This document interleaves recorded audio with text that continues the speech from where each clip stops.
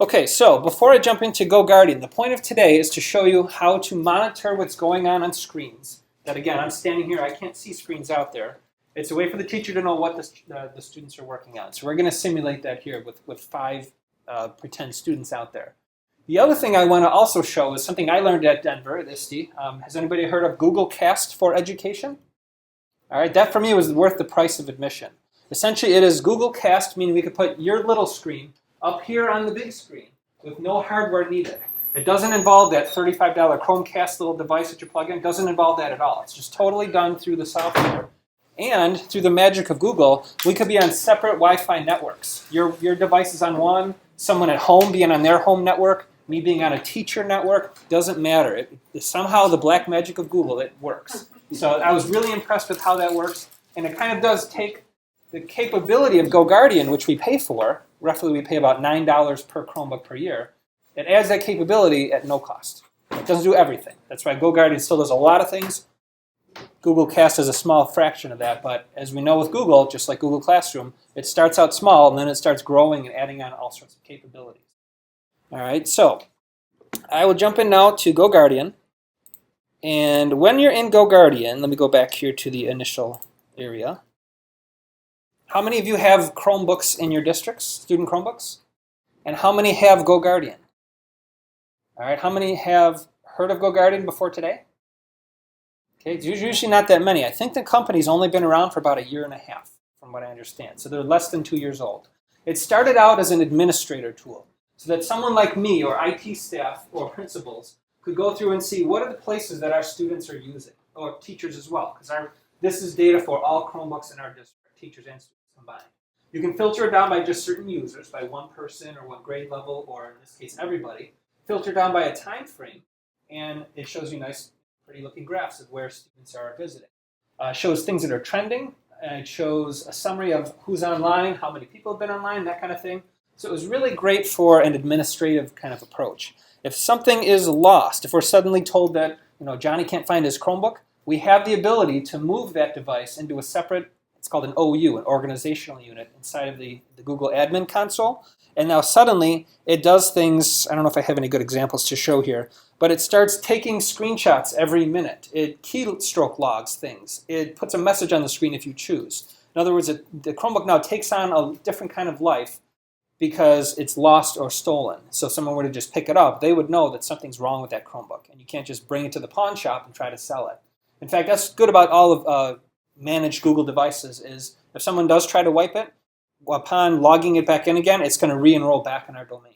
So once it's enrolled into our domain, there's no way to wipe it, sell it at a pawn shop, and we're going to let the parents know that. In fact, next week, Monday and Wednesday, this is why you should subscribe to the blog also, I'm going to be recording at 6 p.m. the 1-hour parent orientation to the parents coming in that have no idea what a Chromebook is, what's my kid doing with it this year. We're rolling them out to grades 3 through 12 this year. So we have some of the ones that are out there, the Dell touchscreen Chromebooks. So we're going to tell them that kind of stuff, like, you really can't bring it somewhere and say, oops, I lost it, and then try to sell it somewhere, because it's just not a device that can be wiped and enrolled somewhere else. So you have some kind of theft controls in here, location controls built into it. So that was GoGuardian Administrator. Then, bless you, fast forward a couple of months or so, about a year, they came out with I don't know if I would call it a feature, a different branch of GoGuardian called Teacher. So GoGuardian Teacher is this. This is where the classroom teachers can spend their time monitoring students. They log in once we give them access to it, and this kind of looks, it's modeled after Google Classroom. You might notice the block kind of look here. And we would create a classroom. So I'm going to do that now from scratch, pretending that it is, let's say, September 1st. The kids just came in. The process you're going to see me go through now is just what we do in the beginning of the year. It's not something you do every day or every month or every semester. It's just when you want to create a class of students. Now, how many of you are Google Classroom users, or might be this year? All right, there's a slight advantage for you all, because you won't have to type in or copy and paste each individual email address in here, like I'm about to do. I'm only going to do it for a class of 5 students. You, using Google Classroom, will just say, choose my period 5 Google Classroom list, and it'll drop in everybody right from that roster. So there's no duplicating of your efforts of having to type in names again or invites or anything like that. So starting from scratch, upper right-hand corner, I'm going to go to Add Classroom. I have to give it a name. I'll call it my Sample 321 class. Description is optional. It's really just for the teacher to be able to differentiate between them. You get to pick a color of what that tile will look like. And then you can hit, in my case now I'm going to hit Add Classroom. But, like I said, optionally, if you're using Google Classroom, this feature was added a couple months ago, you can add the group from Google. Because in Google Classroom, you already have your groups created there. You might as well just save yourself some time and pull them in that way. So since I don't have that at this moment, I'll go to Add Classroom. Now this new screen comes up. What they're wanting you to do, and I'm going to skip it. You get the choice to skip it. You have to activate a session, a recording session when you're doing a monitoring session. Because there's a lot of horsepower going on behind the scenes from your end of the network and GoGuardian's end of the network. In terms of logging and monitoring and recording, there's a lot of stuff happening behind the scenes. So they want you to turn that functionality on only when it's needed, like just for that class period, and then turn it off, so that you're not killing your bandwidth and their bandwidth to do all this recording. So if you wanted to set schedules, if you knew that every Monday at 9:40 a.m. to 10:15 a.m. is third period, you could set that in advance. It'll just automatically hit record for you. So they added that feature in not too long ago. I don't need that feature right now, so I'm going to skip it. I can always come back to it later if I decide that I do want to set up some pre-record, some time slots to record. Now these are the three methods to get students into your group. All right. I usually recommend the middle one. That's what I'm going to demonstrate today, just to explain what all three are. This one is an enroll code. This is where you would put the work on the student's shoulders. I would recommend it more for the older student, where you would give them a code like 54XYH. Okay, they'd see that code on the screen. You'd say, open up your Chromebooks, go to a new tab, and type in enroll.goguardian.com. They would go there, it would prompt them and say, please put in your code. They'd put in the code, and now they're linked up. All right, so that's one way to have the students shoulder the work and get themselves in. When you do that with younger students, though, and this happened at Oakfield, kids are like, what was that website again? Is it uppercase, lowercase? It just, what you thought would be a 5-minute task turned into half a period. So the other way to do it is have the teacher shoulder the work here and go to add emails, and you'll copy and paste or type in each individual email address one by one to build the class. Now I have a spreadsheet I'm just going to copy and paste from in a minute. The third one, a little bit more technical, is if you have a spreadsheet, you can format it in a certain way with the columns and upload it in one shot. It does have to be set up a certain way, though, with, I think, last name, first name, password, that way. So if you wanted to do it that way, or you had one, you could do it that method. So of those three, as I said, I'll pick the middle one. I'm going to add emails one by one. And to save time here, I have preloaded a spreadsheet with the 4 students I have out there on the Chromebooks that the people are borrowing right now. So there's the first one. And once it finishes loading, I can do a copy here and a paste there. Add the next one. There's the second one. And third one. Copy. Paste. And the fourth one. Copy. We're going to include me in the group out there, so you'll see a teacher along with the students in the mix there. All right, so I got 4 people. I hit add students and create a flow of classroom accounts. I can hit close here. And now I can see that those Chromebooks are actually on somewhere in the world right now, which they are here in the room. But let's pretend one of these students was at home sick, but they knew at this time we were teaching the course. They could join in because we see it's green. Green means that it is currently on and available. If it is yellow, that means it is intermittent, like there might be a Wi-Fi issue where it's coming in and out. And if it's red, it means they are not online now, and I think have not been online in the last 30 minutes or so. So you'll get a little color code there to know who's available and online. Something you might also want to do is exclude somebody here, because let's say that Colin was sitting here in the class, but he's working on something separate. And I'm going to do a direct instruction lesson to everybody, and I don't want to include Colin. I can exclude him from the mix here by going to, let's see where they put it, under sessions. So there's the list right there. So I could say, let's not include Colin in the case, and the rest of us are all going to be working together. So just so you know, there is a way to exclude somebody from that. All right, so let me think where I'm going next here. We showed the students, we got everybody in. Let me go over then to sessions, and we might as well just start it and show you how it works. So I got to start a recordable session. Right now it's not monitoring these Chromebooks at all.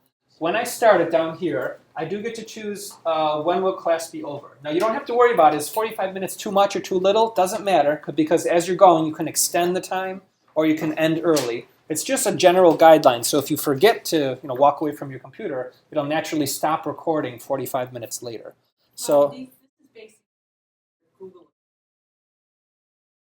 That's correct. It's based on their Google account. So if they have their Google account on the phone. Phones won't work. This is only for Chromebooks. Yes, Mac PC phones, they do not count. It's only going to work for Chromebooks. But like she said, it's any Chromebook. So Colin could grab his neighbor's computer, log on there, it's still going to work there. It follows the user, it doesn't follow the hardware. And here's the other thing, they have no choice. They can't say, I don't want to be monitored, I'll delete some app or extension. They can't. It's a forced app. I'm sorry, no, I think it's a forced extension. It's a forced extension. I probably can't show it here because it's not going to show up. Maybe it is. I think it's one of possibly the one that says Chromium license.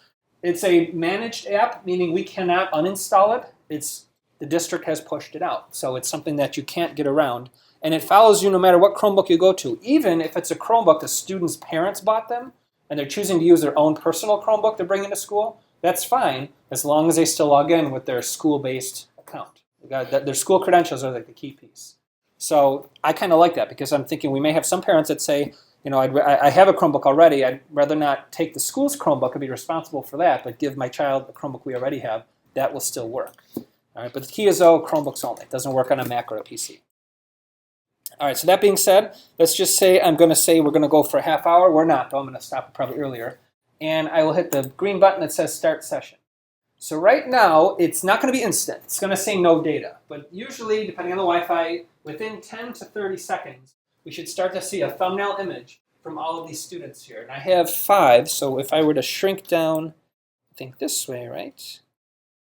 Oh, you know what? The one that's logged in as me might not show up because I am logged in as the teacher. So that might be why. So probably just going to have the 4 students.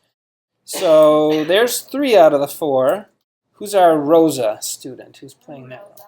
Okay, there it is. It goes up now. Okay. So it's not going to be in real time. This is not 30 frames per second video. Some of you that have worked in computer labs might have seen this kind of thing done with something like LAN school or a classroom monitoring situation. That's where it's done completely locally over the network. This is being done over the internet. So it doesn't matter where the user is. They don't have to be in your physical location. So these are going to update, I think every 5 seconds or so. Maybe every 5 to 10 seconds a different image comes up. So you have a general idea of where they're at. So let's break down what we're looking at.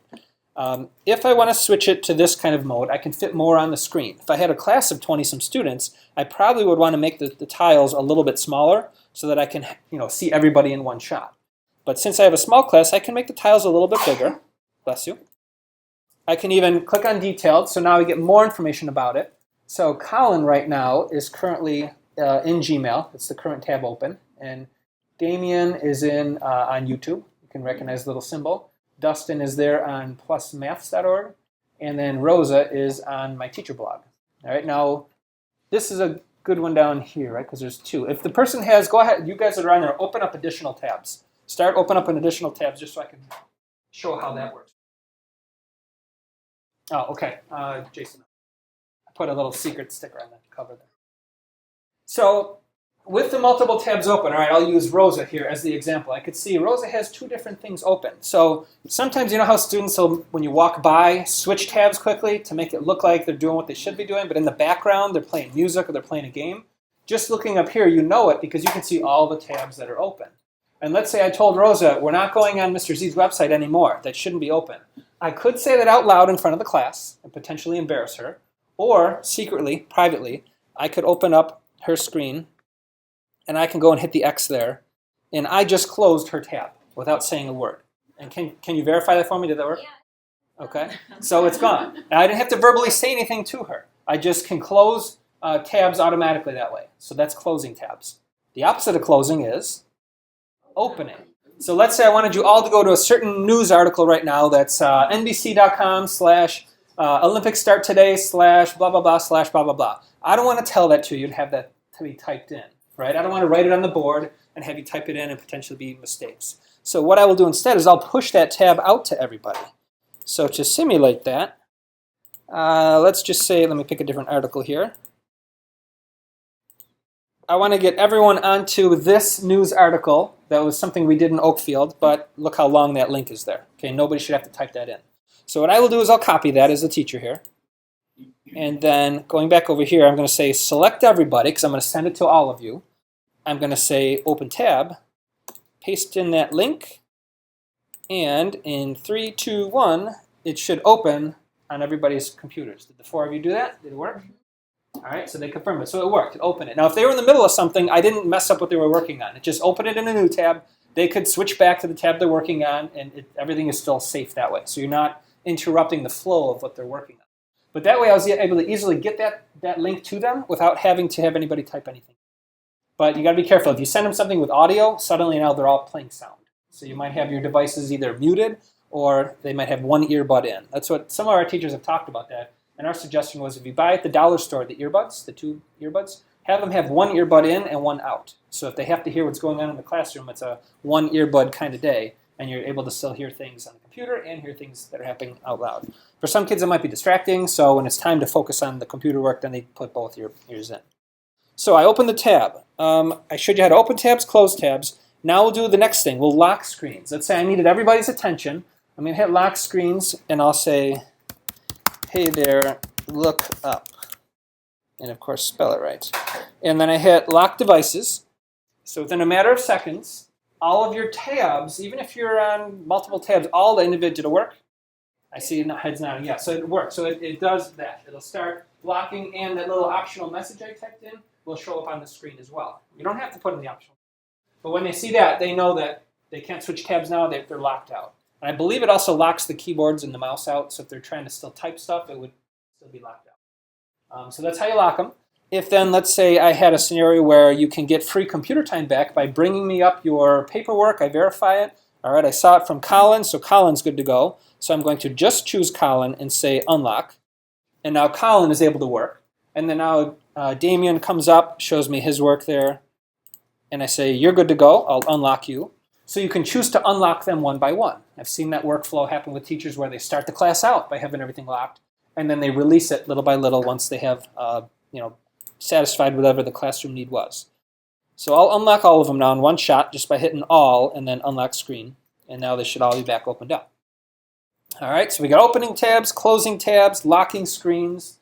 We can also do chat. Chat was only added in the past week, so I'm still new at chat. But the teacher has chat on the right-hand side of the screen. The students will have the chat bubble on the other side, on the left side. So can I get the 4 of you guys just send me a little message, say hello, or say pretend you have a question. There you go. So Damien has a question, typed it in there, and then other people, as they're starting to have questions, are coming up. I believe it's not showing it though, right? Yeah, if I click on it, then I can start to see the actual message there. And because I'm on the projector, it's really big. It's not normally that big. But it shows me, I got 3 unread messages right there. I can click on that. And here's the chats I have going on. Now, chat only works from teacher to student or student to teacher. As you can imagine, it does not mean student to student. That is not enabled. That's not even possible to be enabled. So now I can click on a student there. I say this is a question. I can try the answer is 43. And close the chat list, go back to another student.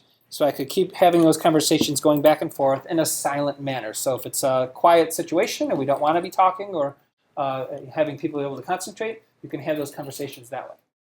Now, some of you might be thinking, I don't want to be bombarded with all these questions. Maybe I want them to come up to my desk if it's really a question that needs asking. You can turn that off, and I'll show you where you turn that off. By default, when you create a new class like I did today, the default is on, chat is on. So you would have to know to go in and change it. I'm not sure if I can change it while we're running a session though. Let's see if I can. Yeah, maybe you can. Okay, so I went over here to the settings tab and over here to chat enabled, clicking that, then click save. And I'm guessing maybe it does work without me having to stop the session. Did it make it go away for you guys? Okay, so the green bubble's gone, so chat now is disabled. So you can enable and disable there. While we're here, I'll show you some other things too. When it comes to teachers, how many of you might be in a situation where you have a co-teacher? Right? Not just one adult in the room, but maybe 2. Maybe a special ed teacher is working with you. All right? If you want that other teacher to have equal rights as you to monitor the students and carry on chats and such, you can add a teacher here as a co-teacher. So now more than one has the ability to play the role of a teacher. Scheduling, we looked at it earlier when I created the class. If you wanted to create that schedule, here's where you would say, Monday and Tuesdays at this time, and you'd be able to create that schedule so that you don't have to remember to hit the record button every time. It would just launch automatically for you. Yes? You have the option of, you have your classroom already. Oh, that's a good question. Added? I don't know. I would think because they're on the roster, they'd be pulled in. But as far as having it be recognized as a co-teacher, I'm not sure. If it didn't, it would be under the students area. That teacher's probably going to be listed among these. And then it's just a matter of going into settings, teachers, and plugging in their name right there. Yeah, that I haven't tried because I haven't used it with Google Classroom yet. So that's everything you need to know under the settings area, students area, and sessions. You can see I started the session on Friday at this time, and I'm going to show you how it's been capturing data in a minute. So let me go to that live session. And so far I've been talking to you guys only about the tile view where you see the thumbnail images. Sometimes you don't want to see what sites they're working on. That might be distracting for the students sitting out there. You might be looking at what's Rosa working on and wondering what's going on rather than working on your own work. So we can do a different mode of screens and switch to timelines. And I'm going to, let's see, I'm going to zoom in. So it's going to be moving kind of faster that way. So here's our students listed each in a row. And I can see basically where they're at if I recognize these symbols. And I might look at it and say, Facebook, Damon, we talked about that, shouldn't be on social media. But look at that, he just went off of it. And now he's on, that's YouTube. So this is now where they currently are on. And then this is where they've been. So if you just walk by Damon's computer and you're thinking, oh, he got away with it on Facebook, well, he didn't get away with it because there it is right there. For this amount of time, you can gauge it by how long it is, he was on Facebook there. And you can scroll backwards in time and see, for this whole class period, was he on Facebook the entire time? You can go through and see that. You can even zoom out. So there's a very far zoom out view. So you can see the history of where everybody's been at. So I like that ability to be able to zoom in and zoom out and scroll to see where they're currently at here and then historically where they've been along the row. Now these are all clickable hyperlinks. So if you were to click on it, you would be able to see at this time, this was the piece of content that the student was on. It's not always accurate because you might click on one that looks like a Google Doc and you'll have no idea what that Google Doc is, but at least you know that they were in Google Docs. Something like this, like I don't know what that DN is, I'm kind of curious. If I click on that, all right, so that's the Daily News Online. That's that Batavia website I sent you guys before. And you can see at that time this is what was open. I can click on the link if I need to see what it was. And it'll also show me at that time what other things were simultaneously open. So all that data is being captured. So it's really another way of doing history, of browser history. It's showing it to you in another fashion. Question, Jason? Is there a way that you can see a similar screen in the admin mode as well as in the teacher? Is that only in the teacher? Or is there a way in theft? Theft recovery is separate because that's part of GoGuardian admin. GoGuardian teacher is a separate product. And how could you do that? You would have to know who's logged in on that stolen computer in order to set up a class and monitor what they're doing in real time, which could be the challenge because you're not going to know who's logged into it. One thing I heard in a presentation yesterday they say is that you could set up Chromebooks so that only one specific user can be logged into that Chromebook. Like we have it set up so any oahornets.org user can grab any district Chromebook and log in on that. But this is here. Is the gentleman here from yesterday? I don't think he's here. He had it set up where he created a separate organizational unit. Like I have probably 20 units. He would have one for every student. That would mean like I would have now 800 units. And you would say for that one Chromebook, only that one user can log in. And therefore, I don't know, that can be a little bit of theft deterrent. But that's a lot of setup time to do. And I think somewhat impractical too. But yeah, but as soon as it's turned on, it's going to be every 60 seconds taking a screenshot. And all the words typed in, it's going to be logging them as well. Any other questions so far? Along the way, just feel free to ask as they come up. Okay, and it went down? That's okay. We're mostly done for that part now because now I'm going to switch and trace some of the other things there. All right, other question? You have that on, see it up, maybe you are projecting on different. Does it matter? Nope. When I'm the teacher, I can log into any computer, Chromebook, Windows, or Mac, because it's all web-based, and log in with my credentials, and I get to see this. Mobile device. No, because it's considered to be a desktop app. You're going to need, unless on your mobile device you can launch a browser. You could do that. I haven't tried that. I don't know how well if it'll format it differently or not. You know how some websites will say mobile version and desktop version. This is meant to be a desktop version. But maybe on an iPad or a tablet, if you have a larger screen, you can go into desktop mode and look at it that way. All right, so I showed you that. Now what I'm going to do is end the session early. So I have my red button there that says end session. And they're still on Chromebooks. It probably gives you a little pop-up in the corner that says you're no longer being monitored. When we started, it does say GoGuardian has now been turned on. So that is a way for the students to know that. And in the bottom right-hand corner, I believe, is where the notifications pop up. So if they were not looking at their screen, they still could go to the notifications and see, oh, my teacher started a session. I'm being watched right now. So they do have a knowledge of if it's being recorded or not. So since I stopped it, I'm now going to go back to my main dashboard here. And the class that we were just in was the Sample 321 class. When I click there, you now have a historical data from 245 to 259. This is when I was running it. If I were to click on it, all right, there's the history of what we were doing during that time. And this can be saved indefinitely. So it could be, 6 months later, and you're wondering, back in the fall, was Johnny on Facebook at that time? And you can go through and see it and click on it and say, yes, from 254, so for just 1 minute, he was on Facebook. So if you needed to, as a teacher, usually this would be done by IT staff, but now we're giving the power to all the teachers to be able to look through the data and see what students were working on. I didn't do any screenshots. I probably should have demonstrated that. But if there was something suspicious going on, or not necessarily bad, maybe something good, I can hit one button and take a screenshot of that student's screen as well. And it saves the screenshots. Saves the screenshots in this area here. If I did them, it would have saved them there. Any commands that I sent out as well, because remember I was closing tabs, I believe, well, maybe not. Maybe it didn't save them. Usually it saves them in there. You can see like when I shared out links, things like that. I'm surprised it's not showing up there. I may have not done something when I was recording to have that in there. But back to the main menu there, that's where you have access now to all that data as time goes on. So when you see a history session like that, that is each class period. So if you teach 5 periods in a week, you're going to have 5 times listed, and this will grow to a list, which keeps everything right at your fingertips for you.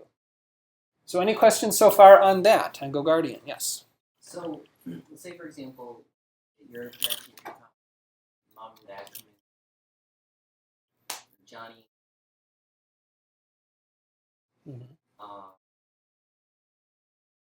he got a poor grade. Can you pull up a singular file? You could.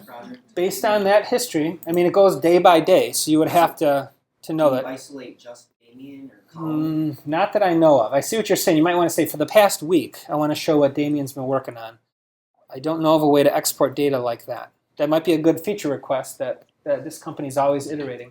Actually, ideas. Right at the top there, it could be added in as an idea, where you want to isolate a certain student over a time frame and say, show me just that student.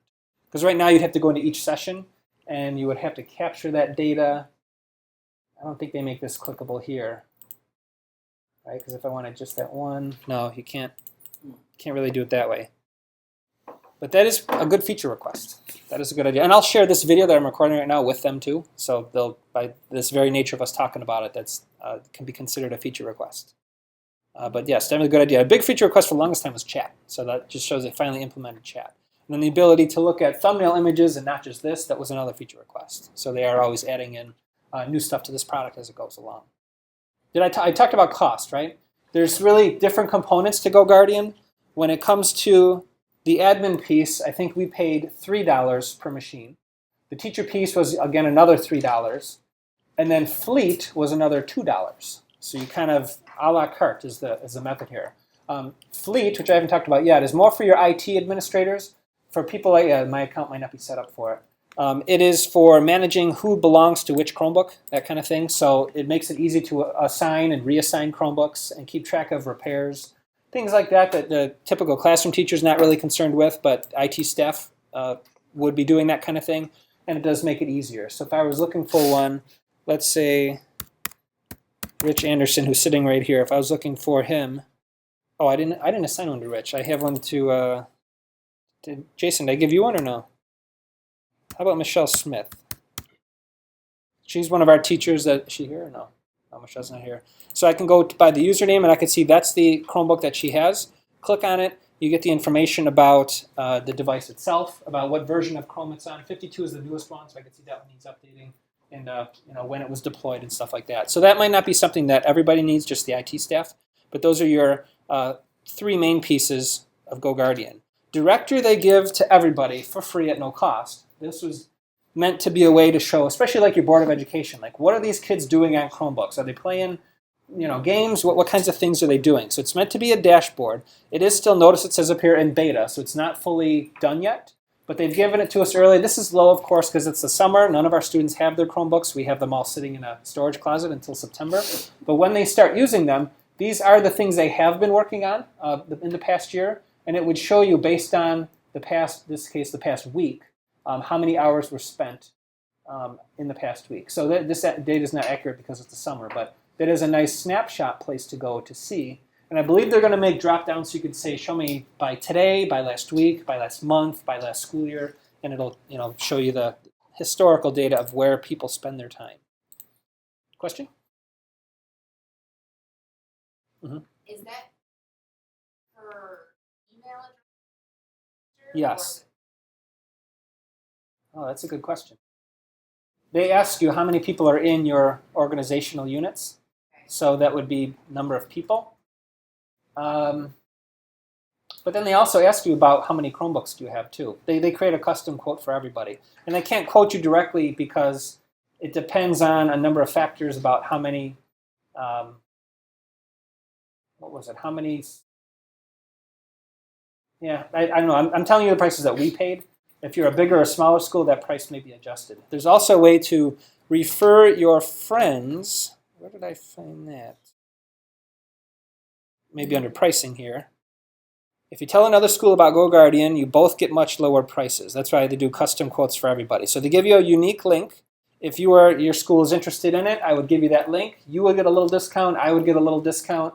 I could even share it through Twitter or G+. So their model of marketing is to have users like us, like me, that use it, sing its praises to others, and then everybody gets lower prices each year. So our price for 700 Chromebooks is what we did. I think it was based on number of Chromebooks then. Was $3 something for classroom, $3 something for admin, and $2 for fleet. So it was roughly around $8 or so per Chromebook per year. For us, that's aidable, which means if you buy through BOCES, we pay $8 this year, but next year we get back like 80% of that money. So it ends up, they give us $6 back next year. So really it's almost $2 if you think of it that way, which makes it affordable across the larger scale. So any other questions about GoGuardian before I switch gears here and go to the Google stuff? Yes. So you said that this only works on Chromebooks? Let's say. Yes. Are you asking about classroom, the monitoring piece? I'm asking, let's say like Tom, Dick, and Chromebooks, but Jamie, Pro. Okay. Not C. If you're talking about the thumbnail views and watching them, then no, you cannot. But if you're talking about filtering the device and keeping track of where they've been going, and this is what Jason and I were just talking about the other day, in the settings area, you have this option, Chromebooks only. Let me hover over that. So I have it turned on that way. That means only Chromebooks will be monitored. But if I turn that off, if a student was using a Mac or a Windows machine, and they logged into the Chrome browser, that's the piece most people don't do. If they logged into the Chrome browser, then yes, I could be monitoring their usage and the sites they go to and blocking sites and things that way. But to get around that, the kid just has to sign out of the Chrome browser, and that's easy enough to do. And other settings in here too you have is these two. Monitor at school only, so if my Chromebooks leave campus, I want them still to be monitored, but if I didn't, I could switch that the opposite way. And then filter at school only, I want it to filter regardless of where you're getting your Wi-Fi from. But this is more on the admin side of keeping track of where students are going in terms of flagged activity, the whitelist and blacklist, things like that. So I haven't really dug into this much because this is more for the IT staff to configure. This is the filter. We still have our regular BOCES provided filter when you're on campus. But when you're off campus, you don't have the BOCES filter anymore. We still need to have the kids be filtered with something compliant with the laws. So GoGuardian takes the place of that. It does all the filtering for us regardless of where you're getting your internet from. And as you can see, there's categories you can check and uncheck.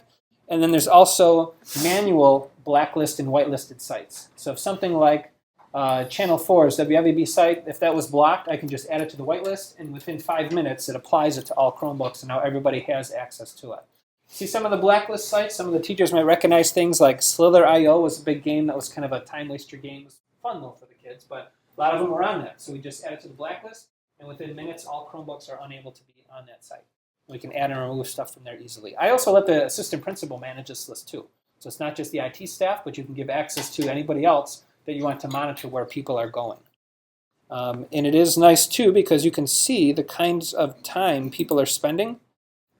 These are YouTube videos that people have been watching, so that was just today in this session. So that person logged in, I was watching that video there. If I thought, oh, that video is bad, we don't want that out there, I could just hit block, and now everybody on our domain can't watch that video anymore.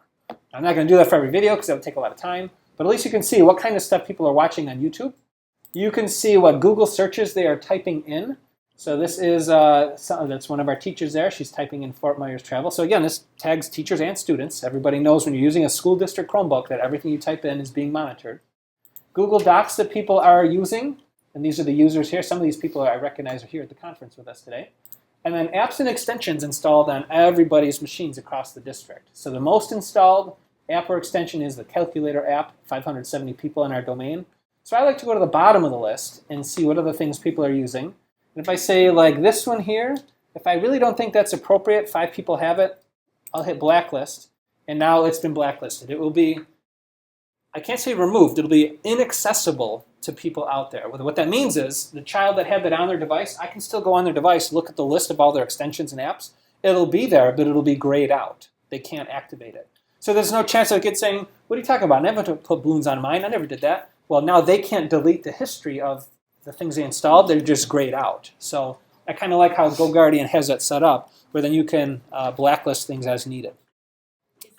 Your organizational, your Yes, it's exactly the same. It's mirroring that.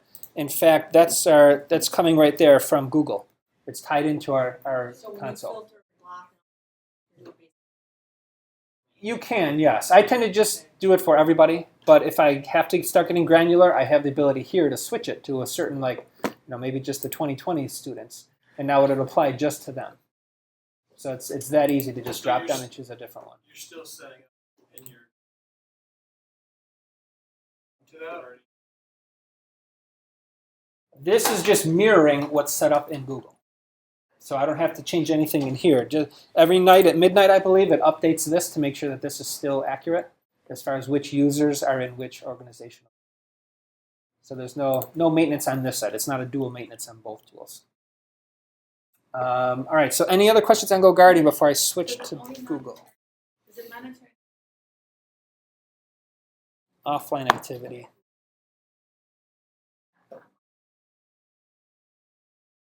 That it would not, no, because it's got to be an active call to a website, a page loaded up to be able to log it.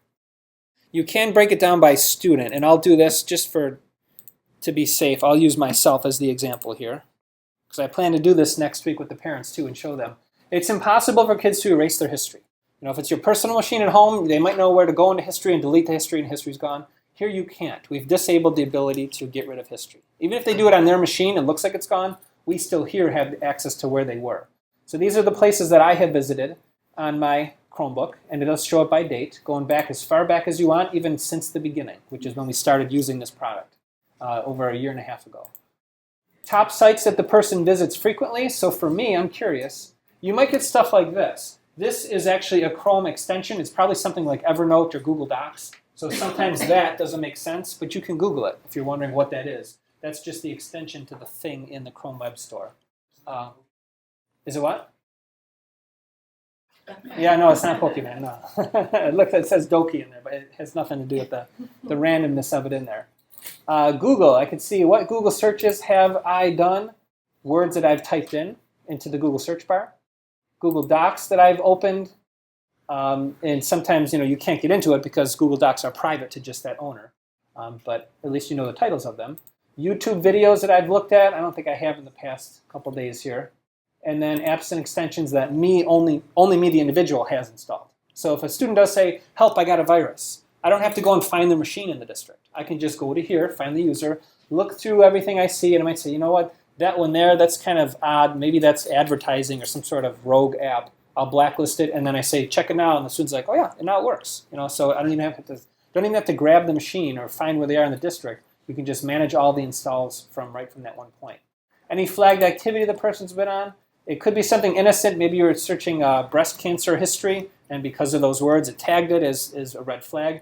I would say 9 times out of 10, it's false positives. It's nothing that we have to worry about. But it does send emails out right away if something is suspicious going on, if they're searching suicide words or things like that. And then locations, it does, whenever it changes IP addresses, I believe, or something unique has to happen, it will show where it last has been. And what do we have for coordinates down here? So it will show you different places you've been. Click on it, view larger map. So that would be, that's my house there. This one here is, it's also my house, just a little bit different area. So if they go to, if it goes far away, if it gets on a plane and travels somewhere, you're going to start seeing a trace of it there. So that's the kind of the GPS capabilities of it. All right, so I didn't plan on jumping into the IT end of it all here, but just so you know, this is the back end that the administrative staff can look at. So I'm going to switch gears now and go to, let me think here. I have a folder made, and I want to show you Google Cast for education. Can you use incognito windows? I have that disabled. That's right. You would have to disable incognito mode because then the GoGuardian extension is not going to be doing its thing. So in the Google admin console, I've disabled incognito mode for all users in the district. All right. Some teachers used it because then that's how they log into a different account. I can change those individual teachers if needed. But for the kids, I just make it so that incognito mode is not even an option that they see in the menu. I've also made it so you can't use guest mode and log into a Chromebook. You can't log into our Chromebooks with your personal Google account. It won't work. Got to be an oahornets.org account. So there are limitations you can put on globally to ensure that your district-owned property is being used only for district purposes. And it's not, there's no way to bypass the filter then. All right, so I'm going to switch over now to Google Cast for Education. How many people have heard about this? Again, late June is when this was just announced. So it's still in beta. Does it still say beta up there? It's still in beta right now, so there is a little bit of a hack that you have to do to make it work. But they promise, I think it says, doesn't say, somewhere up here, they say by back to school time in the fall, meaning most likely other parts of the country have gone to school already. For us, it's in September. They're going to have version 52, the upcoming version of Chrome. They'll make it natural so that you can just automatically click cast and make it work. Up here, if I show you, you're going to have the word cast. All right, if you try it on your devices, you probably won't see that yet, but that's coming. It'll say cast. And that's your way of casting or displaying your screen up there. All right, so let's go with the little demo video to give us a little bit of context. Let's see if I can go full screen. And Did you know that a tree frog can jump over 50 times its body length? That's like a human jumping over a football field without a running start. But do you know how they jump? Or how they land? Or even how they're changing the way we do surgery? The thing is, there's a lot more to tree frogs than anyone could discover alone. But in the classroom, we're often expected to learn that way. But things are changing. Google Cast for Education is a way for every single student to share what they know with, well, every single student.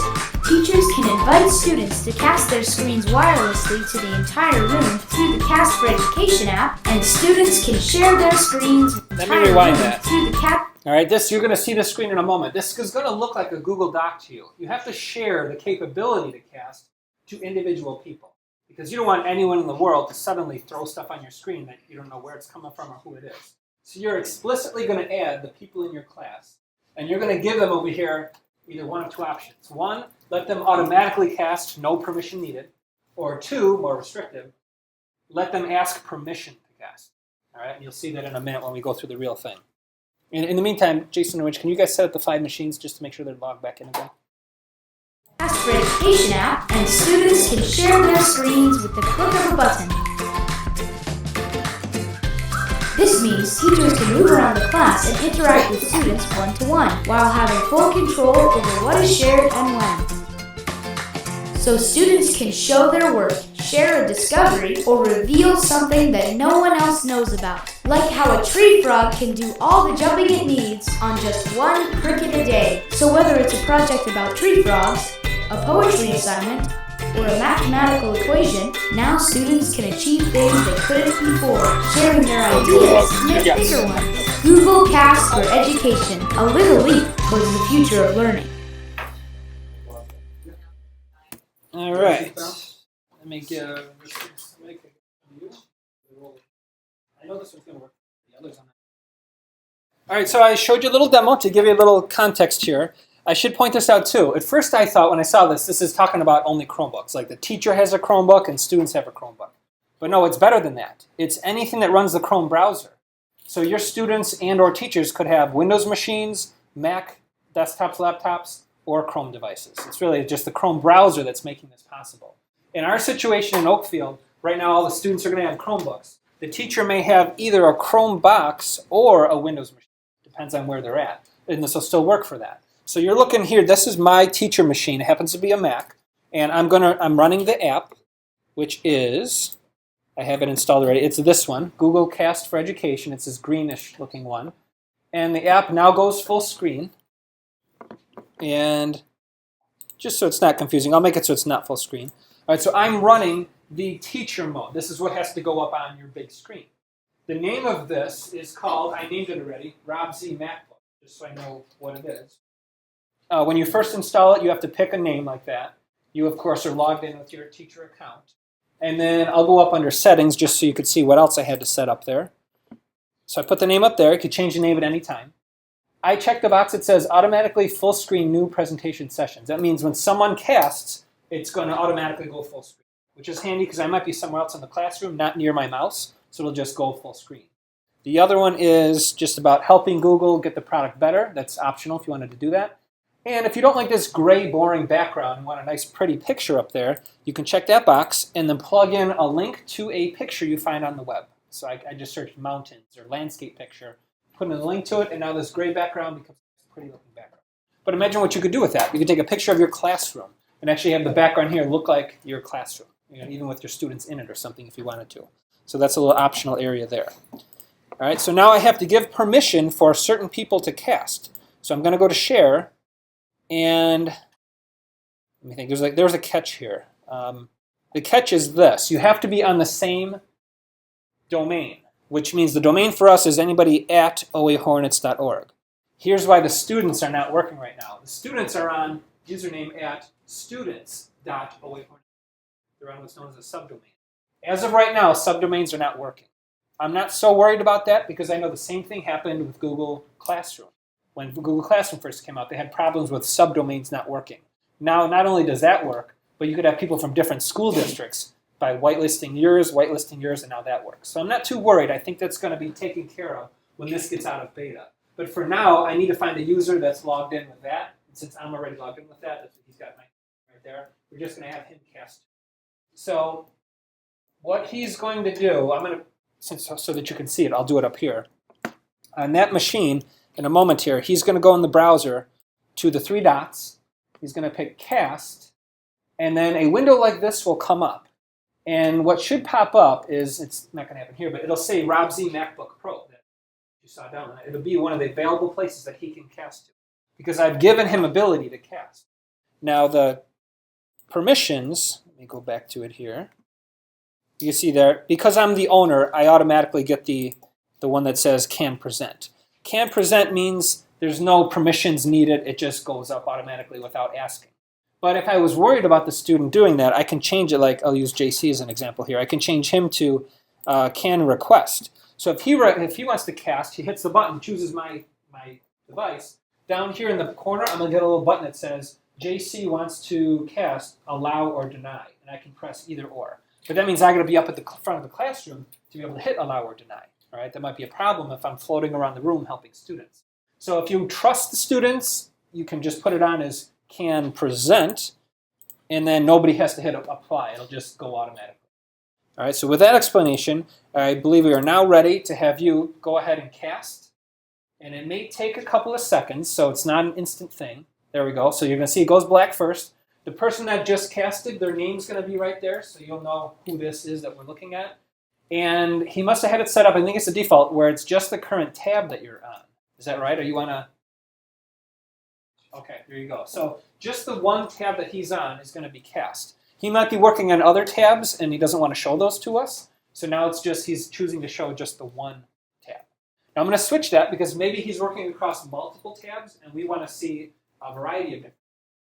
For that, I'm going to go back to the cast area that I showed you guys before. And there's a little drop-down arrow that says cast what? It's either cast tab or using the one now that says desktop. Cast. And now when it comes back, it's going to look like it's more full screen this time because you're going to see what you see is what you get. Everything on his screen is now up here, including all the tabs. Go ahead and switch tabs so we can just see. So maybe now he's demonstrating stuff on different pages. It'll all work. If he needed to, he could even minimize the browser and show us an app that he's running outside of the browser, something on the desktop, even the webcam, something, because audio and video would play nice and smoothly. So it's truly what you see on his screen is what you get up here. It's not just what's happening in the browser. So that is a free feature that works called Google Cast for Education. It's technically coming this school year. It's in beta right now, so it doesn't always work. And that little hack that we had to do to enable it, the word cast in there, that should be no longer a need once we get to Chrome 50. There's something else to mention too, but I'm forgetting what that was. Oh, Wi-Fi networks. I think I mentioned earlier, but you don't have to be on the same Wi-Fi network. So that used to be with many of these things like Air Server or Reflector. Those sound familiar to anybody? Those are tools you would buy to do something like this. They could only work on a Windows or a Mac computer, so it excluded Chromebooks. But those needed to be on the same wireless network. Now Google's doing it somehow where you don't even have to be on the same wireless network because you might offer a different wireless network for your students versus your staff. You might have a kid at home who wants to be able to participate too and cast their screen over. They can do that being on a different network. The good thing about being on the same network, though, is things will be much more snappier and speedier. There's a lot less latency. But if you're on separate networks, it'll still work, but there might be like a 2 or 3 second delay. But I guess it's better than nothing in that case. So technically they could, no, could all be the same. They could be on Windows laptops or MacBooks. Because they're the Chrome browser. That's right. That's the key is the Chrome They're all browser. still okay. That's right. Yep. So really that opens up the possibilities. I mean, you could kind of do that before with Hangouts and do live screen sharing with Hangouts, but that was more cumbersome. Yeah, This is more simplified, and it's only available to education platform, Google Apps for Education customers. Plain old Google accounts can't do this kind of thing, at least not yet. And there's no hardware you have to buy either to make this possible. No, right now it's one student at a time. But I believe if somebody else tried to cast and they had permissions to present, they would bump off this person and theirs would show up. But see, that's why it's good to have the permissions thing, because there's someone else like you wanted to cast right now, you would request it, I would see the accept or deny down here, and I could either ignore it or I could hit yes or no, and then it would give the teacher the control to replace what's up there. A student cast. Yes, they could. If they have the receiver, which is the what I have open here, if they have that installed. So in the browser, let me get to this screen here, in my apps area, if they have that installed, then yes, they could. So you can block it, yes, and that's been the suggested way. I did that in the admin console. So when you're logged in as a student, you're not allowed to install that app. And conversely, on all the teachers' accounts, I force installed that app for them. So they don't even have to go to the store and look for that. It's just automatically on their device. So that's a way to manage it from a central place. I don't know if we can force. The update is the update for Chrome, Right. the browser. That in the admin console, the default is allow Google to update itself. Some admins, though, will limit it and say, like, don't go higher than version 48 or 49 or 50. But I have ours set to just allow it to occur. So as long as they relaunch, as long as they frequently use their Chromebook, It's always downloading in the background. In fact, about an hour ago when I was sitting in the last session, I went into About Google Chrome and I hit check for version update, and there was an update from last night when I did it. So I think now it's 116. It was like 81 or something. So it was a very minor change when the number that far away changes. But I wanted to make sure for today's session that we had the latest version up there. So students and teachers can go in and force update the newest version. But if they don't, it should catch itself up within a day or two automatically. So I think 3:30 is the time I get to go to. It's 3:28. Are there any last minute questions about GoGuardian or the Google Cast for Education? All right, I'm going to put this up on my blog. Feel free to check it out, share it with anybody you'd like, and thanks for coming today.